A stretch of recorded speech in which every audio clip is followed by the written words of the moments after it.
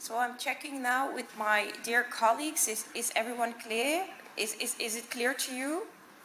Everyone is ready? Okay. I got the feedback. I need to calm down a little bit. Okay. I'll take it a bit slower. Yeah, I'll do that. Okay. I suggest that we continue now. We will do 38 again.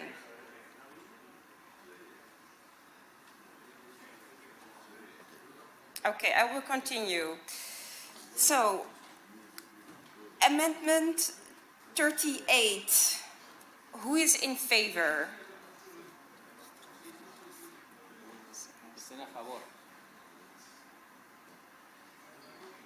I am asking it again, the last time. Amendment 38. Who is in favor? Who is against?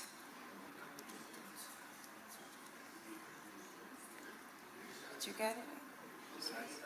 It's equal. Who abstains? No, it's rejected. It's rejected. We continue with Amendment 39. Who's in favor? Who's against? It's rejected. We continue with Amendment 40. Who's in favor? Who's against? Who abstains? It's rejected. Sorry, it's a pass. Adopted, sorry. We continue with Amendment 41. Who's in favor? Who's against? It's adopted. It's mine amendment, by the way. That's good. Amendment 42. Who's in favor? Who's against? Who abstains? It's rejected. Compromise 6. Who's in favor? Who's against? Who abstains? It's adopted. Then we continue with Amendment 49. Who's in favor? In favor. Who's against? Who abstains? It's adopted. Amendment 50. Who's in favor?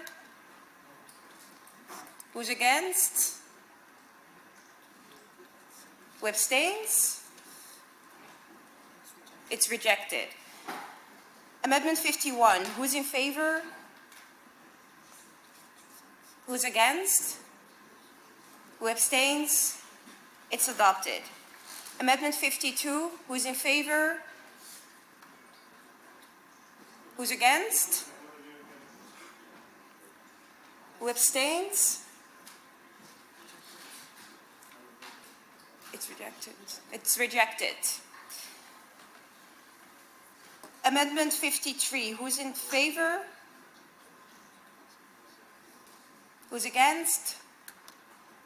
Who abstains? It's adopted. Amendment 54. Who's in favor? Who's against? Who abstains? It's rejected. Amendment 55. Who's in favor? Who's against? Who abstains? It's adopted. Compromise 7. Who's in favor? Who's against? Who abstains? It's adopted. Amendment 59. Who's in favor? Who's against? Who abstains? It's rejected. Compromise 8. Who's in favor? Who's against? Who abstains? It's adopted. Compromise 62. Who's in favor? Amendment 62. Thank you. Yes, that's true. Sorry. We continue with the recital now. Amendment 6. Who's in favor? Who's against? Who abstains? It's adopted. Compromise 1. Who's in favor? Who's against? Who abstains? It's adopted. Amendment 9, who's in favor? Who's against? Who abstains? It's adopted. Amendment 10, who's in favor? Who's against? Who abstains? It's rejected. Amendment 11, who's in favor? Who's against? Who abstains? It's rejected. Compromise 2, who is in favor? Who's against? Who abstains? It's adopted. Then we go to Amendment 12. Who's in favor? Who's against? Who abstains? It's rejected. Amendment 13. We go to Amendment 16. Who's in favor? Who is against? Who abstains? It's adopted. Amendment 17. Who's in favor? Who's against? Who abstains? It's adopted. Amendment 18. Who's in favor? Who's against? Who abstains? It's rejected. Amendment 19. Who's in favor? Who's against? Who abstains? It's rejected. Amendment 20. Who's in favor? Who's against? Who abstains? It's adopted. Then we go to Amendment 1. Who's in favor? Who's against? Who abstains? It's adopted. Amendment 2. Who's in favor? Who's against? Who abstains? It's adopted. Amendment 3. Who's in favor? Who's against? Who abstains? It's adopted. Amendment 4. Who's in favor? Who's against? Who abstains? It's adopted. Amendment 5. Who's in favor? Who's against? Who abstains? It's adopted. Then we go to the final vote. Please focus. Who's in favor? The final vote on the whole resolution now. Who's in favor? Who's against? Who abstains? It's adopted. I congratulate the co-rapporteurs. Thank you for the hard work. So it will now be transmitted for consideration and vote in the plenary. The deadline for tabling the amendments is tomorrow by 4 o'clock. So I would also like to remind you that according to the rules of procedure, amendments to text debated in plenary must be signed by at least 15 members of the Assembly. So if you have any amendments that you would like to put forward, please make sure that you have 15 members that co-sign with you. So we will now move on to point 6 of the agenda, an exchange of views on incorporating gender perspective in future trade and investment agreements and economic development initiatives between the EU and Latin America. And I'll give the floor to my co-chair, please. Thank you very much, Co-President. We will proceed with our agenda, which brings us to item 6. And this is our subject for debate.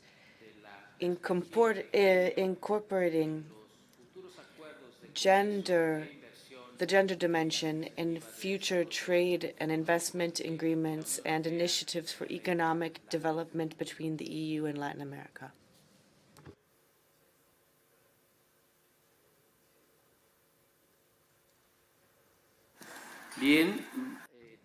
Well, On this subject, we have two presenters this morning that will discuss and present to us the importance of this subject that we have put forth for debate. I should like, therefore, to give the floor to Ms.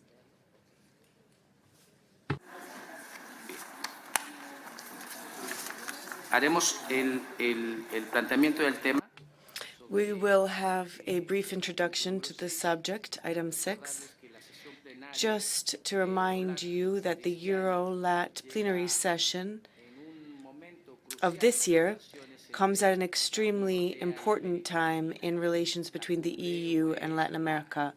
The EU-CELAC summit took place just a week back, and it was a sign of the importance of our economic and financial affairs in our regional relations. Indeed, during the summit, the global agenda for investment for the EU and LAC was presented in an ambitious agenda with some 130 projects for a fair, green, and digital transition that's successful in both regions. Within this context, then, and with the backdrop of trade and investment negotiations, it is fundamental to recognize the gender dimension in the economy and to make sure that we craft policy and plans for investment that are inclusive and that mainstream the gender aspect. Inclusive policy that takes on board the gender aspect is important and has a crucial role to play in economic empowerment of women and full participation of them in the economy. And indeed, economic growth that is inclusive requires the full participation of women in the economy and therefore important for the socio-economic and sustainable development. The relationship between the economy and gender is complex. Trade policy and investment policy might not be fundamentally discriminatory, but they do have a different impact on women and men. And as things stand currently, women face further obstacles to participating in our trade and economic system. For example, it is more likely for women to have jobs in the informal sector, and it is also more likely that they struggle to find access to formal finance, formal sources of finance, and they may have less access and receive less financing than men do. Considering this impact and the differentiated challenges that they face, and also the difference in terms of opportunities in trade, we must make sure that we have a development and economic and trade policies that make sure that there is a fair distribution of the benefits of that trade. Therefore, without further ado, I should like to give the floor to Ms. Fasia Pusterla, who is the representative in Europe of the Inter-American Development Bank. She will give a more detailed introduction to this subject matter, and you have the floor there for 8 minutes. The floor is yours, madam. Muchísimas gracias. Buenos días a todos. Thank you. Good morning. It's a pleasure to be here. Thank you for having invited me to speak to MPs and MEPs about such an important topic. And as was said, it's just a week after the EU-CELAC summit, where we were able to participate not just in the run-up, but in the months beforehand. We were able to work with various European, Latin American, and Caribbean institutions. It was an opportunity for dialogue working together as we came up with a path that we need to continue to walk down. And of course, incorporating the gender perspective is so important when we talk about the opportunities and challenges for the two blocks. And of course, our two regions enjoy extremely strong ties, but we can never overlook the gender perspective. So I have a presentation here that I'd like to run through. Hopefully I can get on to the next slide. Here we are. I've only got a few minutes, but in the few minutes I have, I just want to start with where we are. What are the opportunities? What are the challenges? And then, on behalf of the IDB, I want to tell you about our angle on gender. I want to give you a few examples of projects and strategic alliances that we consider of key importance.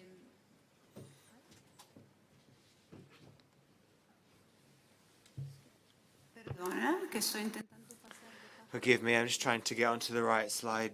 Technical hiccups.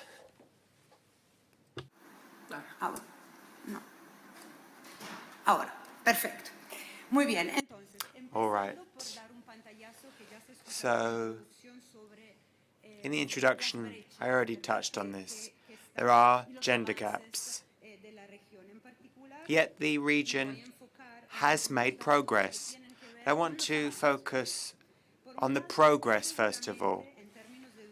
Now, if we look at education, there's been an important increase in the number of girls going to school and who have finished their secondary schooling.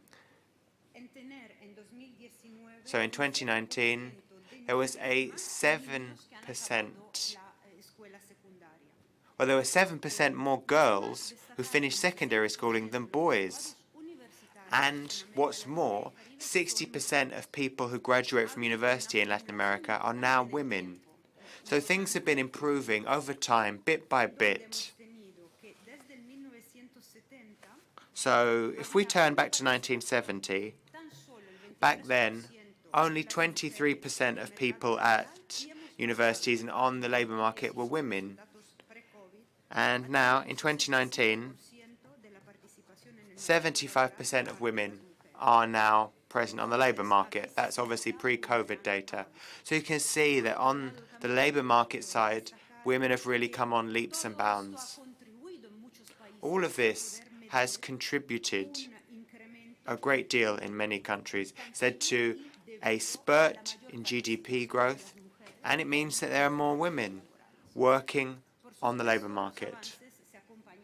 So these are the areas where we've made headway, but there are challenges too, and I'll talk about some of them.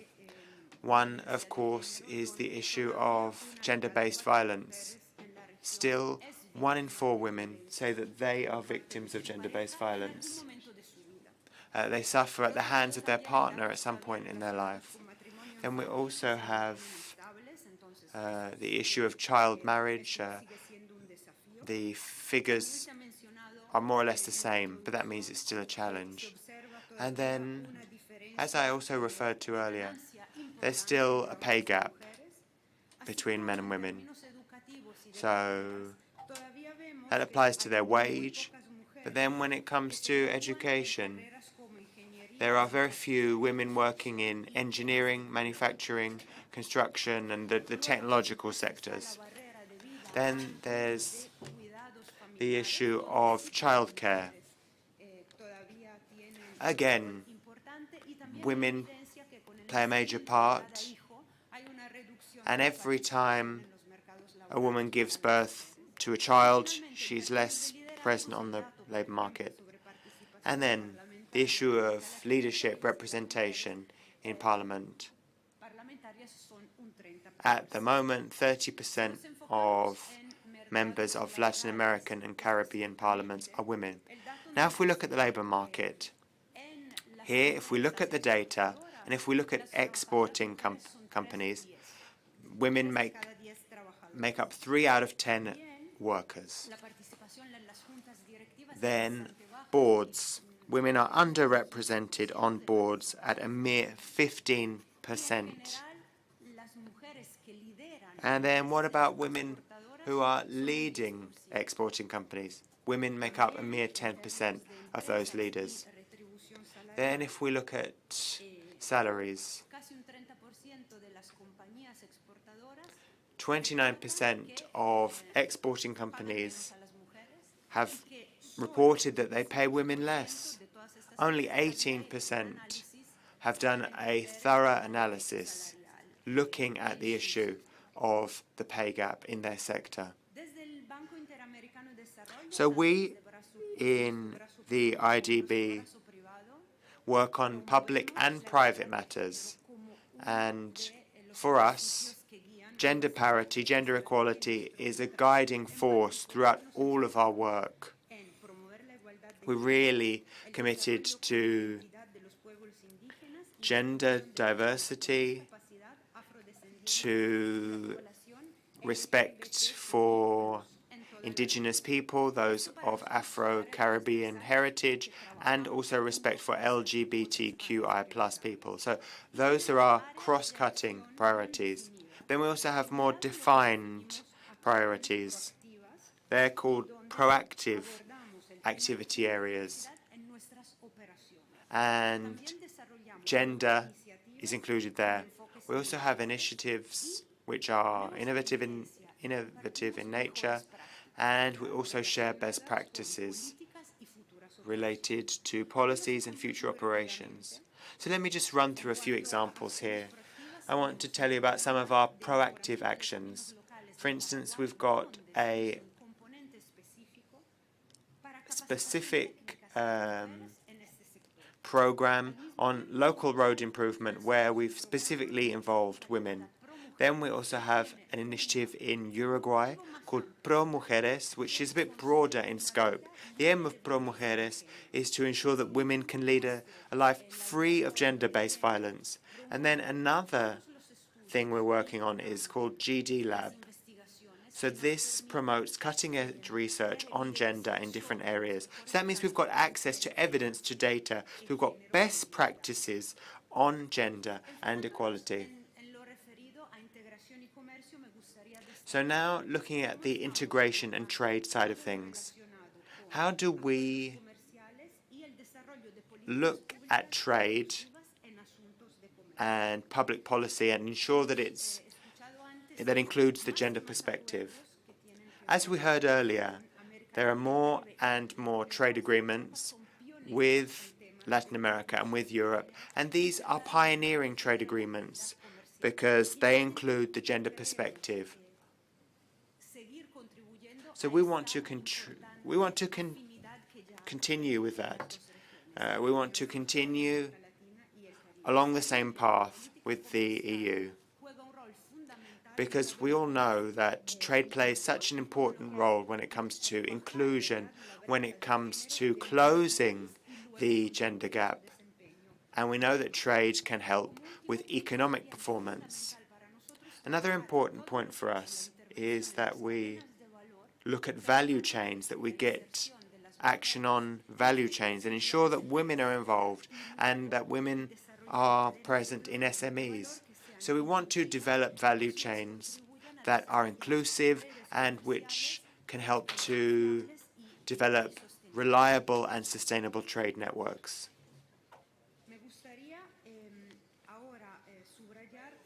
Now let me just underline a few examples which are about trade and developing trade agreements.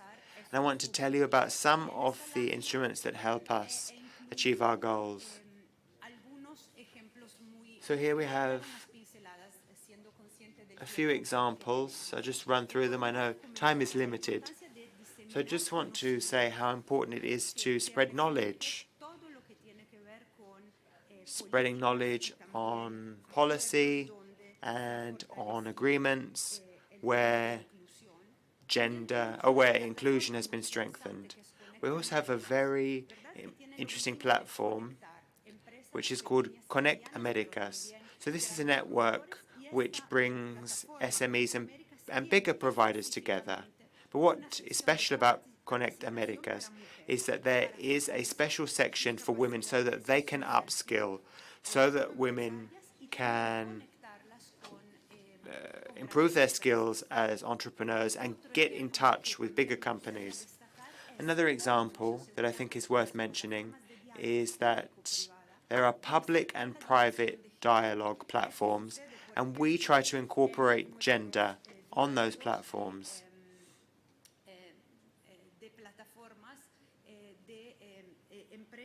So these are platforms that bring together big companies in the Americas with European companies. What else do we do specifically with the private sector under IDB Invest? Some of our private sector work is about providing counsel, about advice. So we provide advice to companies so that they become more inclusive and so that they improve their best practices. No. I'm being told I've got just a couple of minutes left, so I'll try to speed up. So our private sector work. This also includes another example. WeExchange. WeExchange is a specific worldwide fund, and there we provide resources to projects in the region. In our IDB lab, we're also working to identify companies that are innovative and that are led by women. And under WeExchange, which is present in many countries, we've been able to improve female entrepreneurship, and we've allowed them to get in touch with European counterparts, with European companies. Perhaps my final message is to talk about 3 things we're doing on gender equality with European partners. So I think I mentioned one of them, which is WeFi Women Entrepreneurs Finance Initiative. Another thing we're doing is working with FECASALC. So that is specific technical cooperation on gender equality in the water and sanitation sector. So we're doing that by working on public policy and on other areas. And then we've also got other upskilling programs, which are so important if we're going to make women more empowered and more financially independent in countries such as Mexico, Peru, Paraguay, Honduras, and Haiti. And another thing we're working on is with the French Development Agency. With that agency, we have been working on studies on how we can include the gender perspective and how we can gather data on projects that we're involved in and which are focused on gender. So I'll stop there, but of course I'm available if you have any questions. Thank you very much. So you did go over time, but this is an important topic. So we will now hear from Ms. Pagin Iraola, and then we will hear from the members. So for 8 minutes, colleagues, members, the EU, from the EU, Latin America, and the Caribbean. Thank you so much for having invited me to take part in this session. Let me just say I'm so excited and so touched to be here in Spain in the Senate after having been part of it myself and having been a member of the Senate. Now, this is a time where we're really at a crossroads as we relaunch EU-Latin American ties.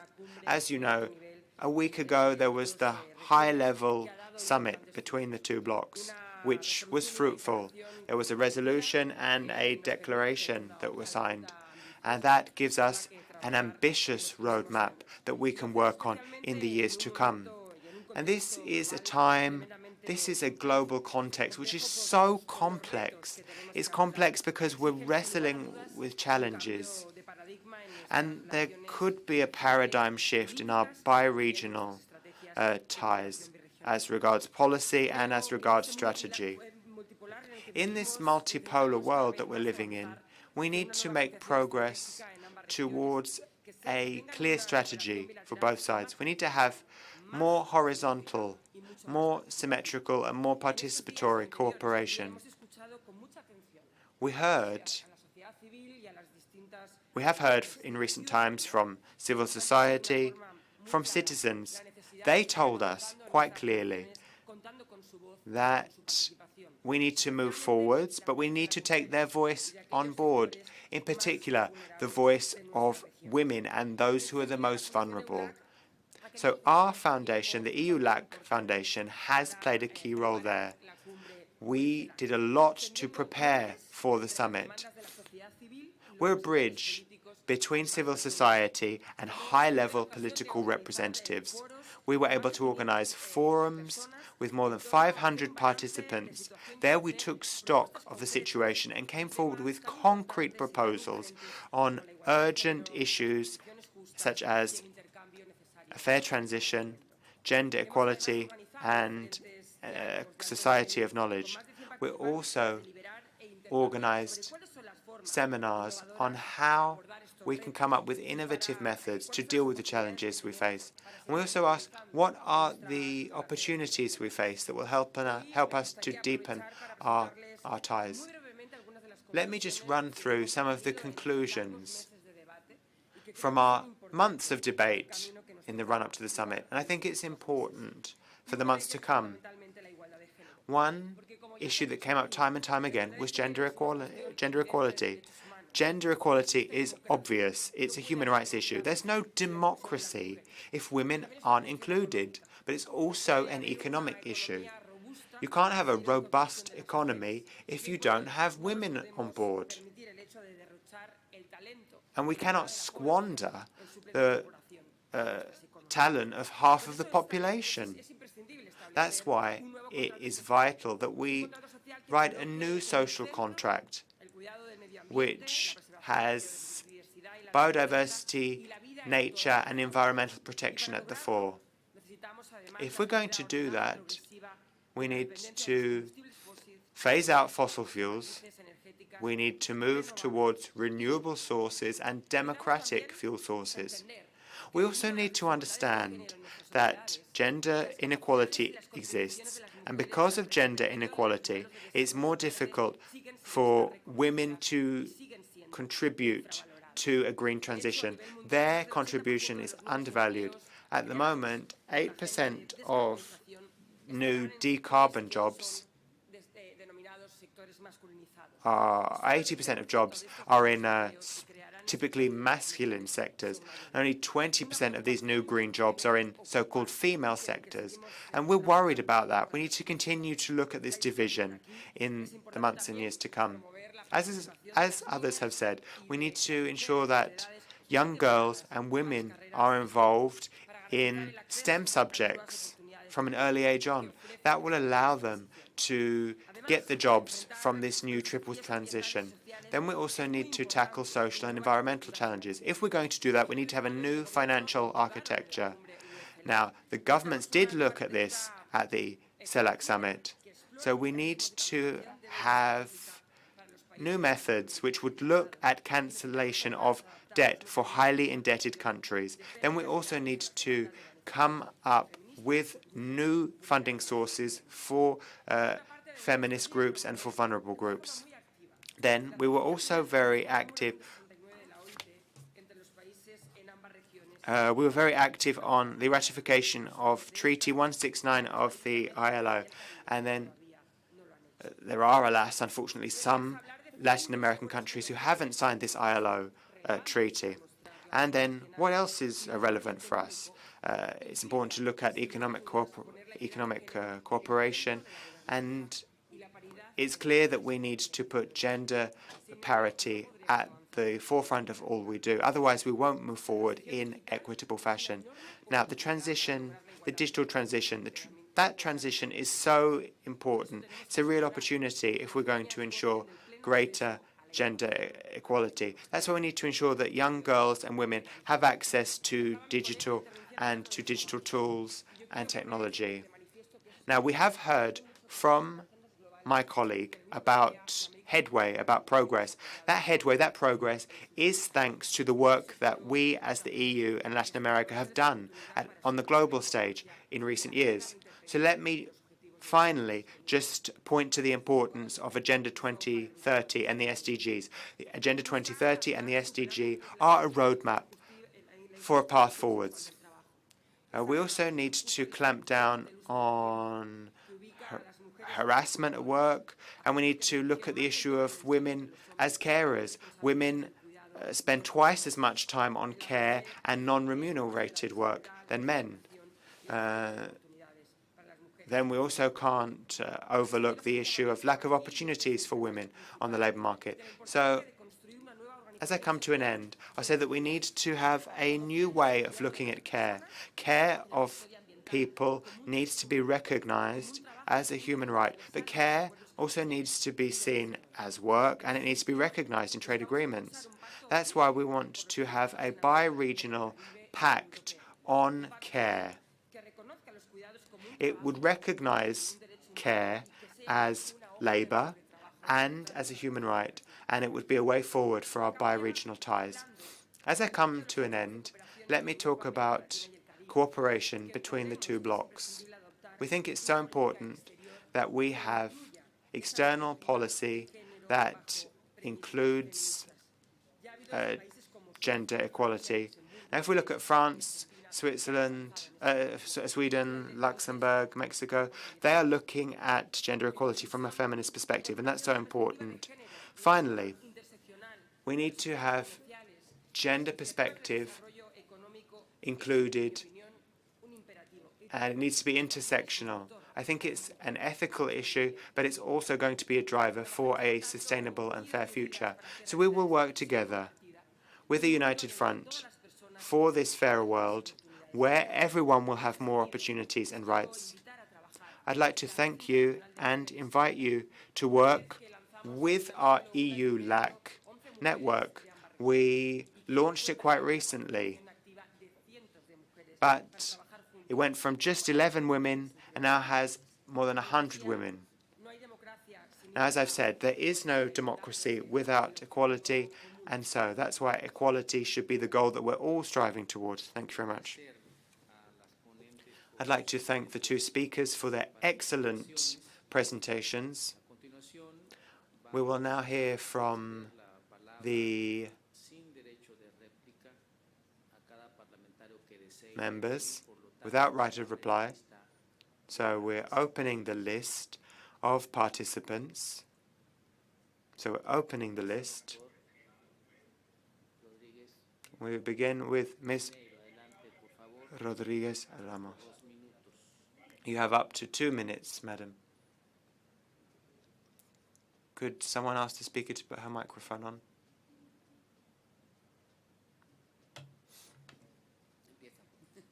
Here we go. I was thanking the co-chairs. Thank you to the co-chair who gave me the floor. I want to thank the two panelists who gave their presentations. And I agree with Ms. Pachin. There won't be a democratic world unless we have the gender perspective, unless women are on an equal footing with men. It's not just about social justice. It's also about economics. The problem is that we lack studies. We lack studies that take a closer look at the economic impact of women's involvement in work and their added value on a broad range of economic issues, including value chains. So, I'd like to ask you a question, Ms. Pusterla. You mentioned various studies which have proven to be positive. Those studies show that there has been a positive impact, but could you give us some real concrete figures? And then we, of course, are MEPs. We represent citizens. How can we get governments to gather more data? Because you can't assess anything if you haven't measured it. And what we've heard at various levels is that there's a lack of data. And because there's a lack of data, you can't infer or you can't say that there are benefits or discrimination by including the gender perspective. So I wonder what we can do in order to get better statistical data on gender, because that would be a real resource. I think it would really be worthwhile to have it. And then, Ms. Pachin, you work for the EuroLat Foundation. You've got this platform. What can we do in order to have a better relationship, to have better ties, EU on the EU side, on the Caribbean side, and on the Latin American side? So how can we make further progress? There's still a lot that needs to be done. We know that applies to the whole world, but of course we're focusing on these two parts of the world. And I think that cooperation between the two parts of the world can really help us and lead to greater integration of women in the economic sphere. Thank you very much. Well, we will give the members a chance to raise their questions, and at the end we will take all of the answers at the very end from our speakers. Yes. Thank you very much. Indeed, this is Ms. Marques. I'll be using Portuguese. I'd like to thank both speakers. The presentations were extremely interesting on a subject that we are all extremely focused on both sides of the Atlantic. And I'd like to ask specifically, now we know there are many tangible initiatives being taken to strengthen the role of women entrepreneurs and their ability, their skill set for entrepreneurship. And it's been extremely important in terms of all of the roles in carers. You mentioned that their caring role, but not necessarily what could be done to right the balance of that caregiving. If you have any good examples in Latin America for better equality in the distribution of caregiving, the idea of a pact, for example, that was proposed by our political group here in Europe, and it gives a very specific approach to that, because we know that one of the huge inequalities that exist is that caregiving, and that explains many other inequalities that exist. It has a knock-on effect in terms of, for example, equality in salaries as well as in terms of presence on boards. Thank you very much. Mr. Warbon, please. Thank you, Chair, and thank you to the panelists. Very good presentations. I have a question when it comes to the IDBs. Well, you presented this gender approach and had a slide on it. There is some very interesting points there. One is one of the barriers to growth is lack of access to clear and trusted information on trade and supply opportunities.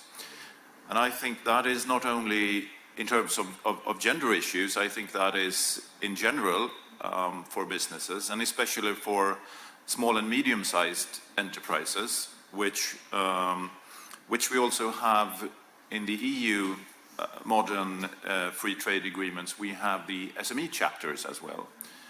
And one of the points with the SME chapters, of course, is to provide information.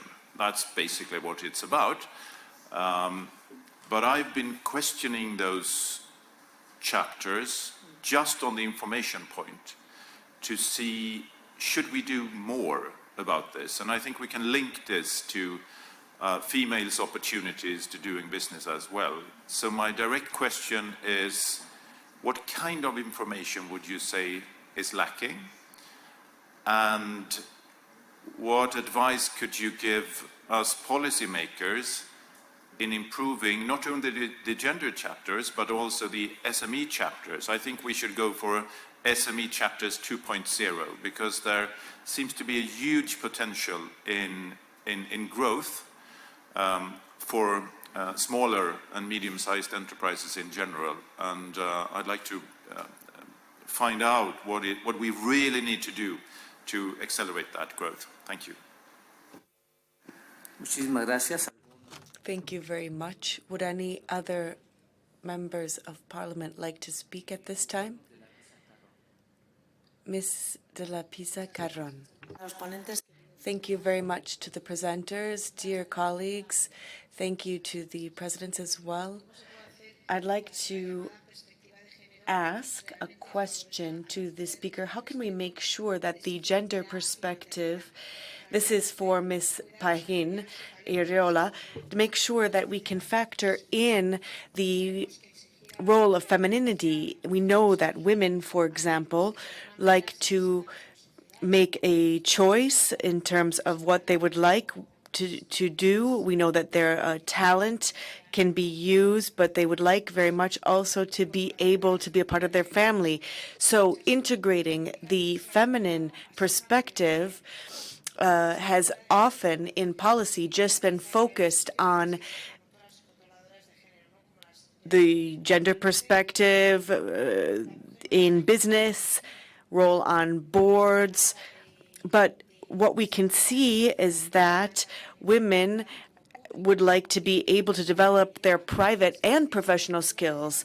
The natural characteristics of women are something that are positive and should be considered as such. But we've seen that that is not necessarily focused in this approach. Sometimes, for example, we focus on one aspect of women's roles, but trampling on others. For example, women's role in care. Now, we know that all of these aspects and these sectors are of utmost importance. In the pharmaceutical sector, for example, we know that women have a huge role to play there. I was a part of that personally. And we don't want to have a negative impact on something that is already positive. We shouldn't have things be enhanced in just one direction. Yes, we need to have fair pay, but make sure that we enhance also the prestige of those vocations that women frequently have. We as women ourselves are transmitting a narrative that is not necessarily advantageous to us. Perhaps without wanting to do so, we are actually doing this. Thank you. Now, I'd like to give the floor to the next speaker, who is Mr. Papandreou. Thank you very much for the presentations. One question, maybe for both speakers, but maybe more for IDB. We have institutional representation. The institution goes to organizations in the private sector or the public sector. Maybe there's an easy answer. How do you reach out to NGOs, to civil society? And it's an odd one because an institution is not used to reaching out to organizations which have often a political element. How do you include a women's movement, which may be the natural bearer of promoting education, training, and things like that? Maybe you do that already. It's sort of a naive question, but I'm also on the Civil Society Committee, so it would help me. Thank you.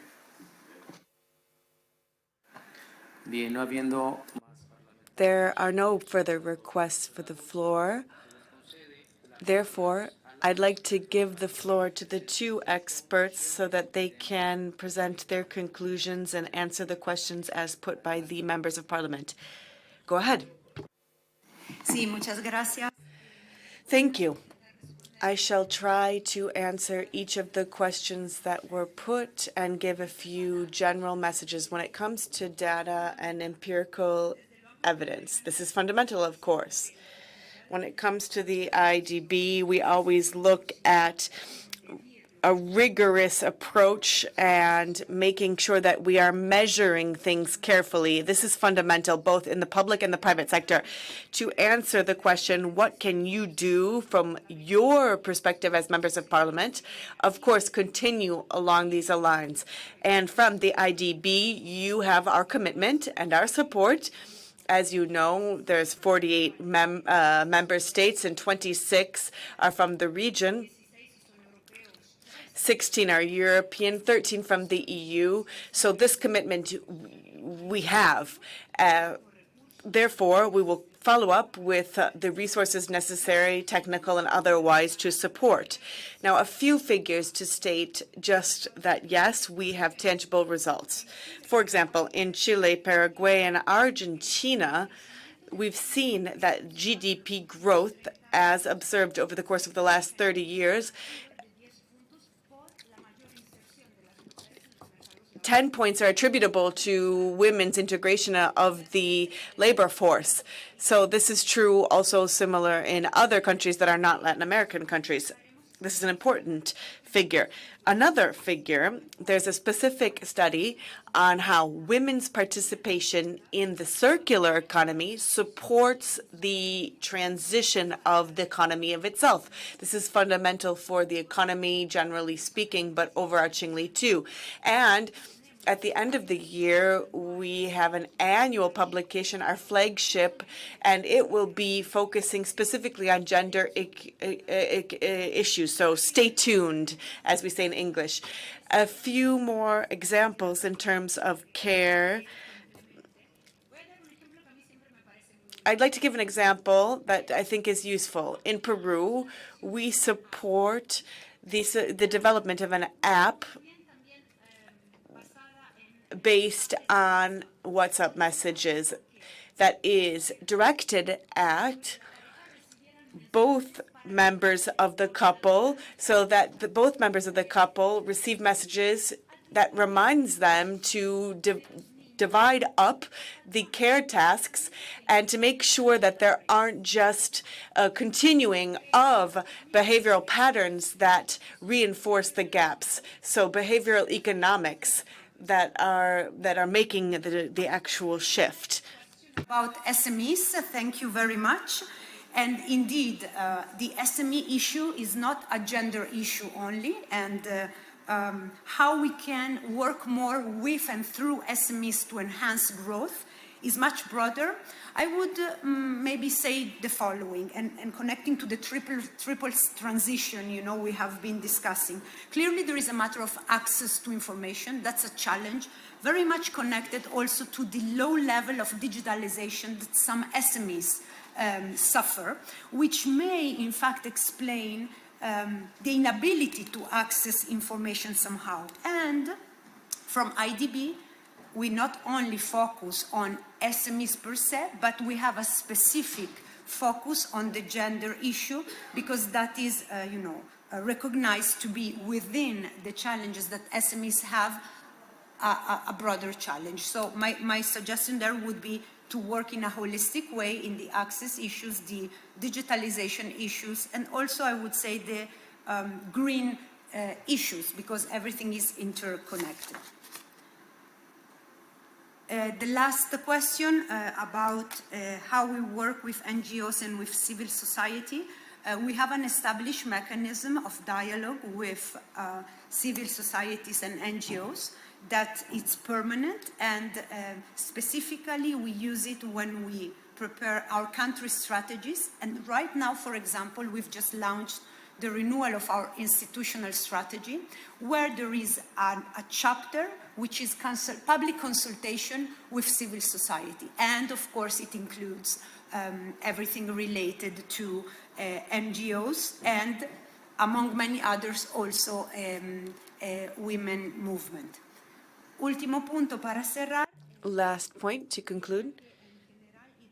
In general, I'd like to say, and it's wonderful if I could be able to share with you a list of publications, a bibliography of studies that already exist, and so then you could have available to you all of this data, if that would be acceptable. Perhaps we could also have the presentation that you shared with us today. That would be helpful. Yes, of course. I'd just like to add a few points in terms of the messages that we'd like to send. On the economic impact, as Ms. Rodriguez Pinheiro said, what we have is, of course, the information necessary, but we haven't been underscoring enough. I think the message that you're sending is definitely a fundamental one, not just in terms of the impact on women, inequality or vulnerability, but also the contribution of women to the economy, of course, as pertains to caregiving.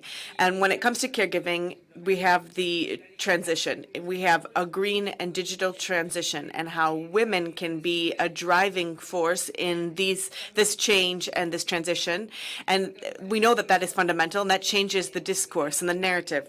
Women are not just 50% of the population and those who have more vulnerability in terms of climate change, but we also know that they are a fundamental player in all policy and change and measures to fight climate change and climate action. This is an important point as well. When it comes to cooperation with women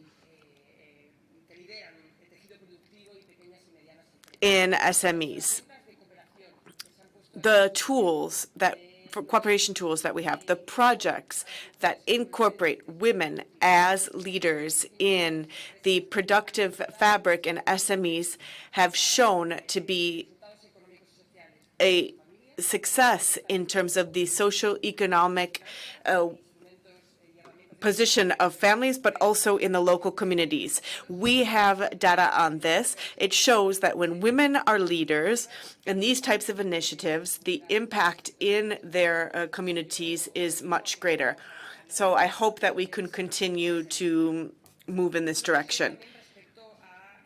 Also, as pertains to care, much has been said, and I would share and endorse everything that has been said. I think it's definitely positive. The regional women's conference in Latin America and the Caribbean, but also in Europe, is focusing on care work and placing it on the equality agenda. Now, so that we can better understand this reality of our society, the problem is not that women fill jobs related to care. The issue is that the division of labor is unfair and continues to be so. So women have this heightened responsibility without inequality and continue to focus a lot of their free time on in a disproportionate way compared to men in terms of that caregiving in society. The problem isn't making a choice. The problem is that it is a fundamentally rooted issue. And that inequality in society often means that women are giving that care when they could otherwise be training or working on their professional skills. That we have to look at. And the measures that have been taken in Europe and in Latin America, this has been shown time and time again. When you have paternal leave, for example, to assist, that has been a great success. Acknowledgement of caregiving and the professionalization of caregiving and fair pay for that have made great progress here. For that, I should like to underscore the fact and call on the Parliamentary Assembly to continue to work on development reports on these regional pacts for this type of an approach. There are many things that could be done in Europe and Latin America. We can learn much from that. In Bogota, for example, there is a program that is in place that on the top of the agenda, there is a focus on women and their caregiving and the important role that that has in society. This is extremely important. Therefore, I should like to call on you to be able to work on that together on this Care Pact. I think it's fundamental, and it would be positive for the development of the economy as well as for all other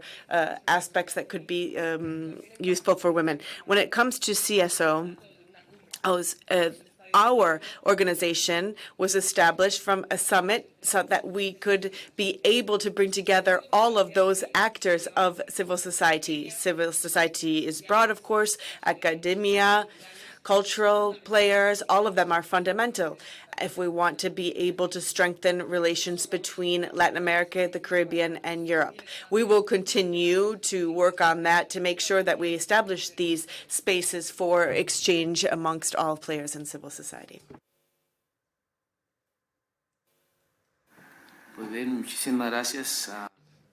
Thank you very much to both of our presenters and our experts. Thank you for the presentations. Thank you to the colleagues as well for this lively debate. And we should emphasize how important it is to integrate gender perspective in economic policies for sustainable development. So thank you to the speakers for these insightful presentations. We will now move on to the next item on our agenda. This will be presided over by our co-president, Ms. Rafael. Go to point 7 on the agenda. That's the topic proposals for reports and topics for debate in the forthcoming committee meetings. According to the rules of procedure, only one report per standing committee can be voted on at each EuroLat plenary. So today we adopted the report on parliamentary scrutiny of trade. This report will be voted during the plenary session.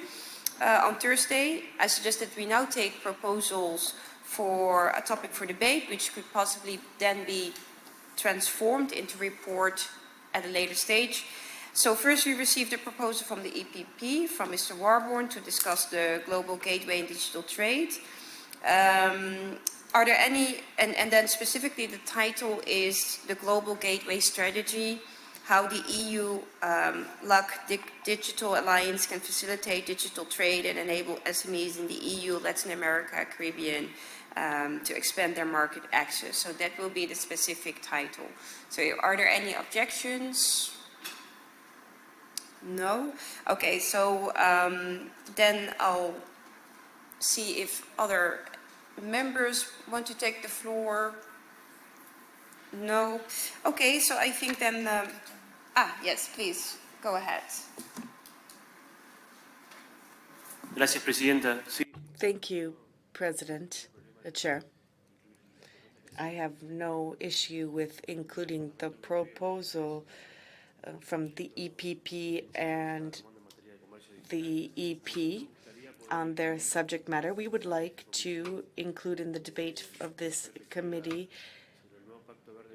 the new Green Deal, the Europeans' new Green Deal that it is currently be working on, and that impact on regional trade between Latin America and Europe.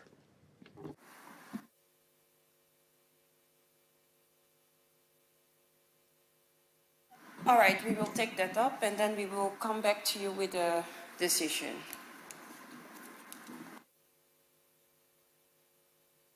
Anyone else? Okay, thank you.